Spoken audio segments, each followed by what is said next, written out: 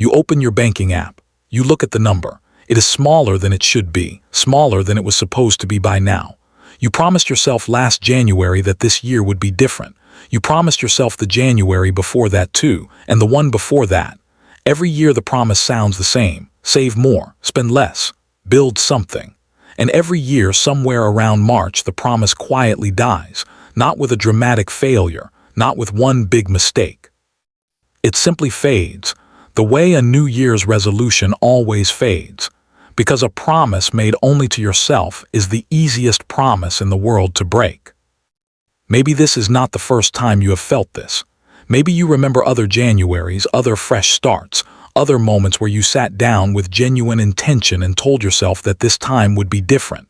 You made a plan. You felt certain in that moment that certainty itself would be enough to carry you through, and for a while it was. The first 2 weeks always feel like proof that things have finally changed. Then a birthday arrives. Then a bill you forgot about arrives.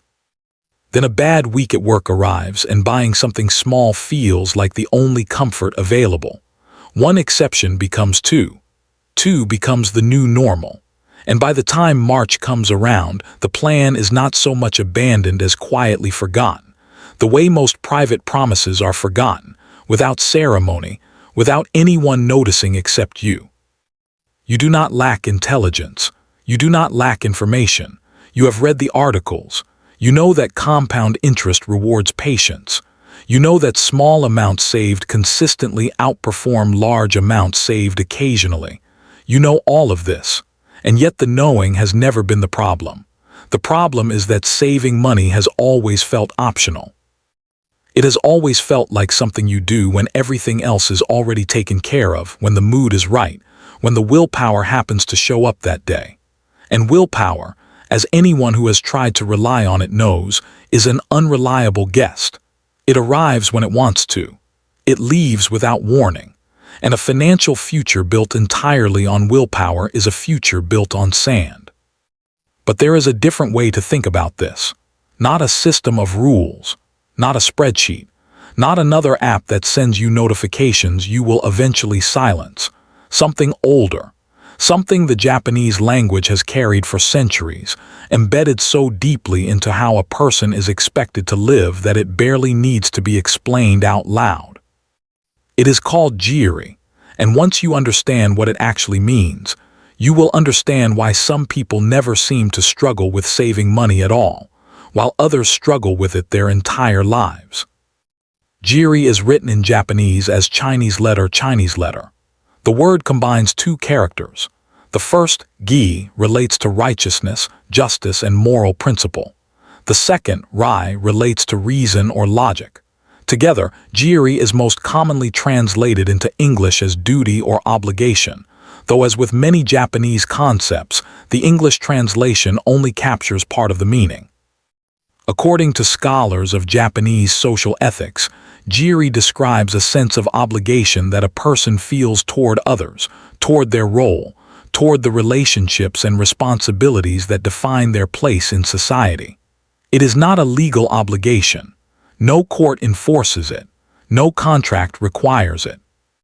It is a moral and social obligation, one that a person upholds because failing to do so would mean failing themselves, failing the people who depend on them, and failing the identity they have built around being someone who keeps their word. The anthropologist Ruth Benedict, in her influential study of Japanese culture titled The Chrysanthemum and the Sword, examined Giri as one of the central organizing forces of Japanese social life. According to her analysis, Giri functions differently from guilt-based Western morality. It is not primarily about an internal sense of sin or wrongdoing. It is about the weight of relationship, the debt a person feels they owe to their family, their community, their obligations, and the discomfort that comes from failing to honor that debt. Giri, in this sense, is less about what you feel inside and more about what you owe outside yourself, to people and roles that are counting on you. This is precisely what makes Giri so different from the way most people approach personal finance.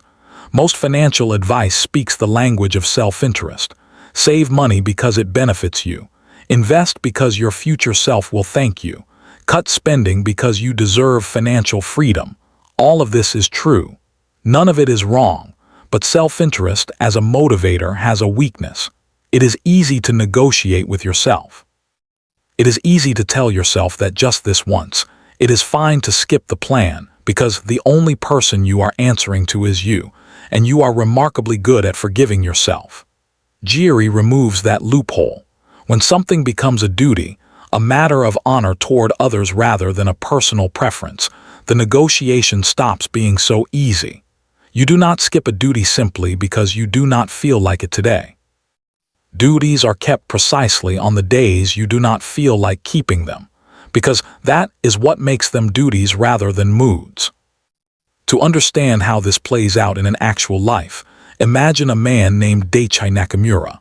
He worked as a warehouse supervisor in Osaka, a steady but unremarkable job that had employed him for the better part of 15 years. Daichi was, by his own quiet admission, not particularly disciplined with money. He was not reckless either. He did not gamble. He did not drink away his paycheck. He simply spent the way most people spend, a little here, a little there, convenience purchases that never felt significant in the moment, but that somehow, by the end of every month, left his account looking thinner than he expected. He had tried budgeting apps before. He had tried spreadsheets. Each attempt lasted a few weeks before the habit quietly dissolved back into old patterns. What eventually changed Daichi's relationship with money was not a financial breakthrough. It was a family conversation. His younger sister, still finishing her studies, had been quietly struggling to afford her final year of university. She had not asked him for help directly. She was too proud, and their family had always operated on a kind of unspoken understanding that each person carried their own weight. But their mother mentioned it to him in passing one evening, almost as an aside, the way parents sometimes drop the heaviest information into the lightest sentences. Daichi sat with that information for days. He had some savings, though not much, and he began to feel a pull that was different from any financial motivation he had felt before. It was not the pull of wanting to be richer. It was the pull of obligation. His sister had, without ever saying so directly, become someone he owed something to, simply by being his sister, simply by being part of the same family structure that had raised him. This was Giri beginning to take shape, though Daichi did not yet have a name for it. He decided, somewhat suddenly, that he would commit to saving a fixed portion of every paycheck, not as a personal goal but as a family responsibility, something he owed to the people who depended on him being financially steady. He framed it to himself not as I want to save money, but as I have a duty to be someone my family can rely on. This reframing, small as it might sound, changed something fundamental in how he approached the decision. A want can be postponed indefinitely. A duty cannot be postponed without a cost to your sense of self. It was around this time that Daichi came across the word Giri, mentioned by an older coworker during a conversation about family responsibilities in traditional Japanese households. The coworker explained it casually, the way people explain concepts they have simply absorbed through culture rather than studied formally. He described Giri as the invisible thread that ties a person to their obligations, the reason a Japanese employee might stay loyal to a struggling company out of duty rather than self-interest, the reason a person might continue supporting an aging relative even at real personal cost, simply because that is what the relationship demands. Daichi recognized immediately that this was the same feeling that had been driving his new saving habit. He had stumbled into Giri without knowing its name. From that point forward, Daichi stopped thinking of saving money as something he was choosing to do for himself. He began thinking of it as a duty he had accepted, similar to a duty at work, similar to a duty to his aging parents, similar to any of the responsibilities that structured his daily life, and that he would never consider abandoning simply because he did not feel motivated on a particular day. This distinction mattered enormously. Motivation is a feeling, and feelings are unreliable. Duty is a commitment, and commitments, once genuinely internalized, do not depend on feeling. To understand why this shift is so powerful, it helps to think of an old wooden bridge stretched across a river. A bridge built only for convenience, one that people cross only when the weather is good and the current is calm, tends to be a flimsy structure. It is not built to withstand real pressure because no one ever expected it to face real pressure. But a bridge built because a village depends on it, because it connects people to work, to family, to survival, is built differently. It is reinforced. It is maintained. It is repaired the moment a plank weakens because too much depends on it holding. A saving habit built on convenience is the flimsy bridge. It works fine when life is calm. The moment stress arrives, temptation arrives, or motivation disappears, it collapses. A saving habit built on Giri, on duty, is the reinforced bridge. It is expected to hold weight, and so it is built and maintained with the seriousness that weight requires. This distinction becomes clearer when Giri is broken down into the elements that actually make it function as a psychological force. The first element is relational weight. Giri does not exist in isolation. It exists because a person is connected to others, whether family, community, employer, or a role they hold in society. According to Ruth Benedict's analysis, this relational structure is what gives Giri its binding power. A person who saves money purely for themselves can always renegotiate the deal, because they are only accountable to themselves. A person who saves money because their family, their future children, or their aging parents are depending on that stability is accountable to something outside their own shifting moods. Daichai's turning point came the moment his savings stopped being about his own comfort and started being about his sister's tuition and his parents' peace of mind. The moment money touched a relationship he valued, it stopped being optional. The second element of Giri is consistency regardless of feeling. Traditional accounts of Giri in Japanese social life often emphasize that duty is fulfilled whether or not it is convenient, whether or not it feels good in the moment. This is precisely the opposite of how most people approach saving money, where the habit is treated as something to be done when there happens to be spare income and spare motivation. Giri flips the order. The duty comes first. The feeling is irrelevant. Daichai began setting aside his fixed saving amount the moment his paycheck arrived, before any other spending happened, not because he felt inspired that day, but because the duty existed independent of his mood. The third element is the discomfort of failure. Giri carries with it a specific kind of psychological weight when it is broken. Failing a personal goal produces mild disappointment, easily rationalized away. Failing a duty, particularly one connected to people who are counting on you, produces something closer to shame, a feeling that cuts deeper and lingers longer. This is uncomfortable to sit with, but it is also precisely what makes Giri so effective as a behavioral anchor. Daichai found that on the months when he was tempted to skip his saving contribution, what stopped him was not a calculation about compound interest.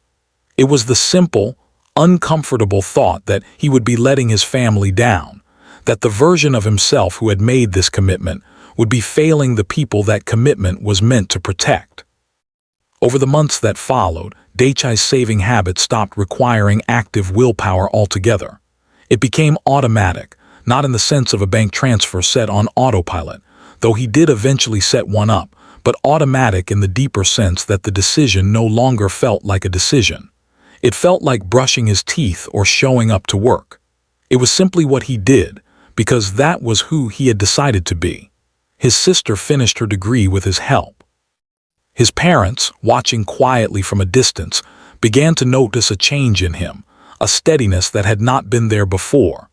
He was not richer than his coworkers by any dramatic margin, but he was different in a way that mattered more than any single number in his account.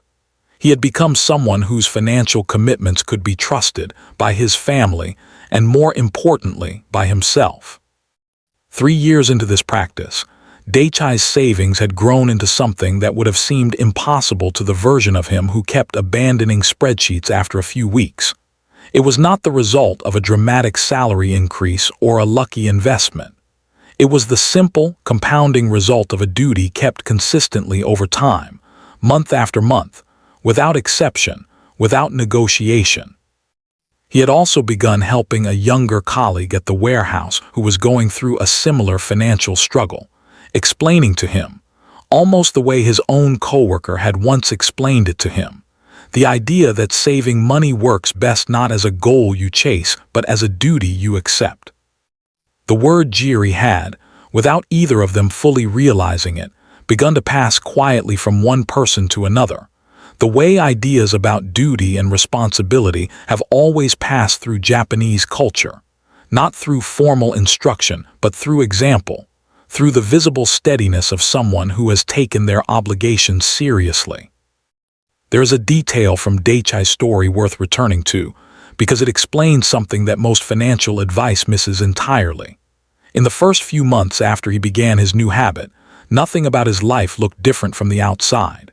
His apartment was the same. His clothes were the same. He still ate lunch at the same modest places near the warehouse, still took the same train home, still lived what anyone observing him would call an ordinary, unremarkable life. If someone had judged his progress by appearances alone, they would have concluded that nothing had changed. This is precisely the period where most people quit. The early stage of any duty, financial or otherwise, produces almost no visible reward. There is no applause for a bridge that has not yet been tested by weight. There is no recognition for a promise kept quietly, privately, with no one watching. And so the temptation to abandon the habit is strongest exactly when the evidence that it is working is weakest. What kept Daichai going during this invisible stretch was not evidence. It was the framing he had adopted. He was not waiting to see proof that saving was worth it before continuing. He had already decided that the saving was a duty, and duties, by their nature, do not require proof of reward to be honored. A person does not stop paying rent because the apartment has not yet visibly improved. A person does not abandon caring for an aging parent because the results are not immediately dramatic. The duty is upheld because it is a duty, and the results, when they eventually arrive as a consequence of that consistency rather than as the reason for it. This is the quiet strength that Giri provides, a strength that motivation alone can never supply, because motivation always demands to see progress before it agrees to continue, and progress worth having rarely shows itself early. By the end of the first year, something had shifted, though even then it was subtle. Daichai's account had grown to a point that surprised him slightly when he looked at it, not because the number was extraordinary, but because he had genuinely stopped tracking it with the anxious, obsessive attention he once gave his finances. The habit had become quiet in the way a duty eventually becomes quiet, no longer requiring conscious effort, simply woven into the rhythm of his month. His sister had finished her first semester with the tuition support fully covered, without the panic and scrambling that had defined the family's finances before. His parents, who had spent years quietly worrying about how their children would manage on their own, began to relax in a way Daichai could see in small things, in the way his mother stopped bringing up money during phone calls, in the way his father, a man who rarely offered praise, mentioned once in passing that Daichai had become someone the family could depend on. That sentence, more than any number in his bank account, was the moment Daichai understood what he had actually built. By the second year, the compounding effect of consistency began to show itself more clearly. This is a stage many people never reach, not because the math fails them, but because they abandon the process before the math has a chance to work in their favor. Daichai's fixed contribution, unchanged in method though occasionally increased as his circumstances allowed, had grown steadily, reinforced by the simple fact that he had never once treated it as optional. There is a particular kind of quiet confidence that develops in a person who realizes they have gone an entire year, then two, without breaking a promise to themselves and the people depending on them. It is different from the fragile confidence of someone who feels motivated in a given week. It is the settled confidence of someone who has tested their own reliability under real conditions, through good months and difficult ones, and found that it held. By the third year, the difference between Daichai and his coworkers, many of whom earned similar wages and faced similar expenses, had become impossible to ignore, at least to those who paid attention. Some of his colleagues, the ones who had spent those same 3 years waiting for a raise or a bonus or some external circumstance to finally make saving easier, found themselves in almost exactly the position they had started in. Not because they had spent recklessly, but because they had never given saving the status of a duty, and so it had remained, as it always had been for them, the first thing sacrificed whenever life presented a more urgent, more immediate demand. Daichai had faced the same unexpected demands: a repair on his aging motorcycle, a medical expense for his father, a wedding gift for a close friend. None of these expenses were skipped. He paid them. But none of them touched the saving contribution either, because in his mind, by that point, the saving contribution was no longer a flexible line item competing with everything else. It sat in a separate category entirely, treated with the same seriousness as rent, as taxes, as any obligation that simply does not get renegotiated when life becomes inconvenient. It is worth pausing here to address a question that often arises when people first encounter the idea of treating money as a duty rather than a goal. Does this not risk becoming a source of stress, another obligation piled onto an already demanding life? The traditional understanding of Giri, as described by scholars examining Japanese social structure, suggests the opposite is closer to the truth. A duty clearly defined and consistently honored tends to reduce psychological burden rather than increase it, because it removes the exhausting, repeated decision-making that comes with treating every month as a fresh negotiation with yourself. Daichai did not describe his saving habit, 3 years in, as a source of stress. He described it, when asked, as something closer to relief. He no longer had to decide, every single payday, whether saving was worth it this month. The decision had already been made, once, permanently, the way a person decides once to be someone who keeps their word, rather than deciding it again every time keeping their word becomes inconvenient. Understanding Giri as a financial principle allows for 3 practical rules that anyone can apply. Regardless of income, regardless of how many times they have failed at saving before. The first rule is to name the obligation.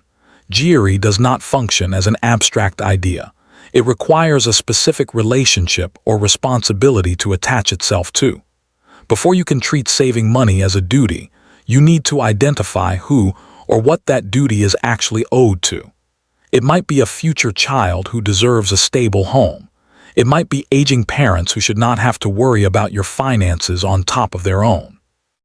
It might be a future version of yourself who deserves the dignity of not being financially trapped by decisions made today.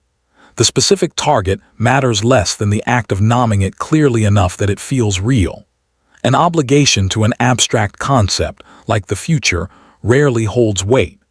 An obligation to a specific person or a specific promise holds weight because it carries relational consequences if broken. The second rule is to treat the commitment as non-negotiable, not aspirational. Traditional Giri is not something a person reconsiders based on mood. It is fulfilled consistently, in good months and difficult ones, because the entire point of duty is that it does not bend to convenience. In practical terms, this means the saving amount is set aside the moment income arrives, not after spending has already happened, and whatever remains is swept into savings as an afterthought. It also means resisting the temptation to view a single missed month as harmless. Under Giri, a broken duty is not a small slip. It is treated seriously enough that the person feels genuine discomfort at the thought of breaking it, and that discomfort becomes the very thing that keeps the habit intact when motivation inevitably fades. The third rule is to let the relationship reinforce the behavior, not just witness it.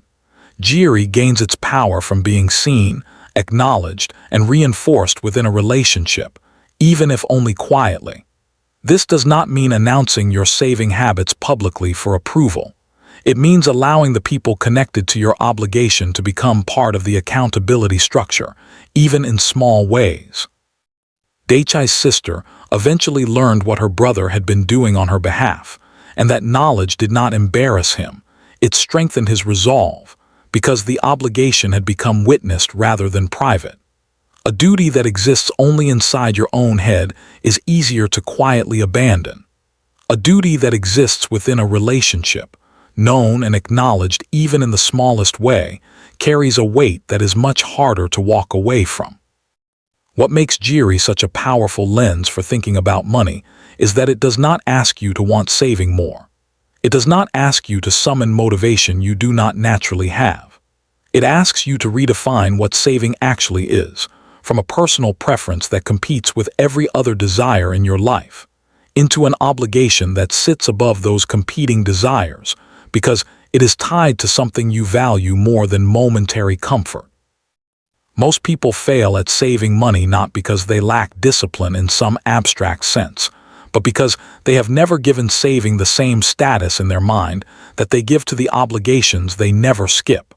No one skips paying rent because they were not in the mood. No one tells their employer they will show up to work only when it feels convenient. These things are treated as duties, and duties get done. Giri asks a simple but demanding question. What would happen to your finances if saving money held that same status in your mind?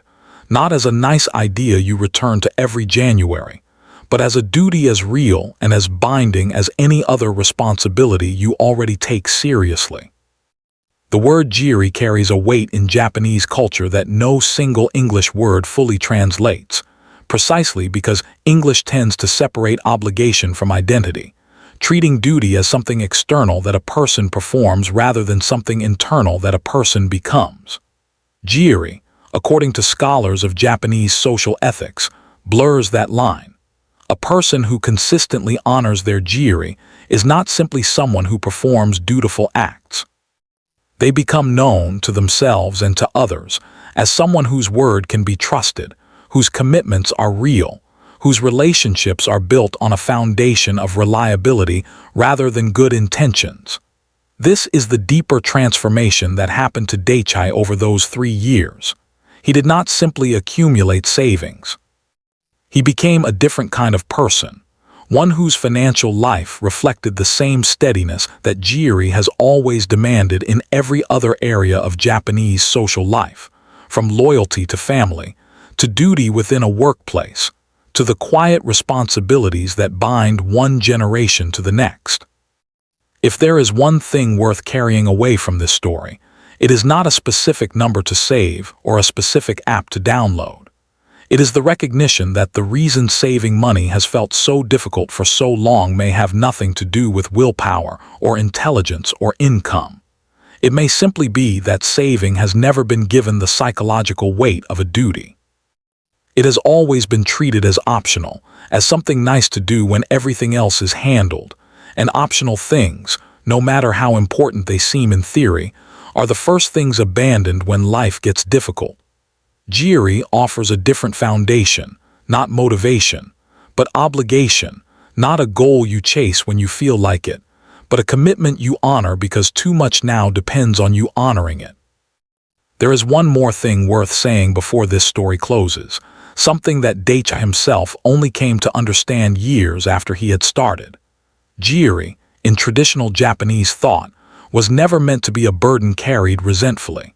It was meant to be a source of identity, a way of understanding who you are through the commitments you choose to honor. A person who upholds their Giri is not simply avoiding failure. They are actively becoming someone, shaping themselves through consistency the way a river shapes stone, slowly, invisibly, but permanently. Daichai did not simply end up with more money than he started with.